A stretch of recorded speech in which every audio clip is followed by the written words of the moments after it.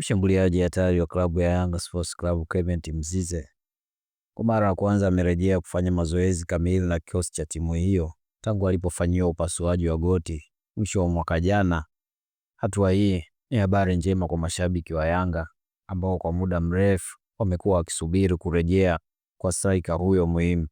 Mzize alianza mazoezi mepesi ya kurejesha mwili mwezi mmoja uliopita chini ya uangalizi wa madaktari na benchi la ufundi kabla ya sasa kuungana rasmi na wachezaji wenzake katika mazoezi ya pamoja. Kwa mujibu wa taarifa kutoka ndani ya klabu, mshambuliaji huyo anaendelea vizuri na hana maumivu yoyote yanayomzuia kufanya mazoezi kwa kiwango kinachohitajika. Kwa sasa Mzize anaendelea kutafuta fitness kamili ili aweze kurejea uwanjani kwa ushindani mkubwa na mechi za ligi kuu. Fitness kamili ili aweze kurejea uwanjani kwa ushindani mkubwa wa mechi za ligi kuu, michuano ya kimataifa pamoja na mashindano ya ndani.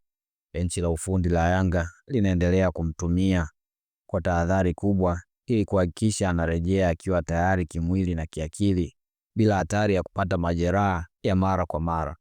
Natarajiwa kuwa Clement Mzize atarejea rasmi kucheza mwisho wa mwezi huu endapo ataendelea kuonyesha maendeleo mazuri katika mazoezi. Hii ina maana kubwa, wananchi wanaweza kuanza kumtarajia kumuona uwanjani muda wowote kuanzia sasa. Jambo hilo linaongeza ushindani katika safu ya ushambuliaji ya Yanga.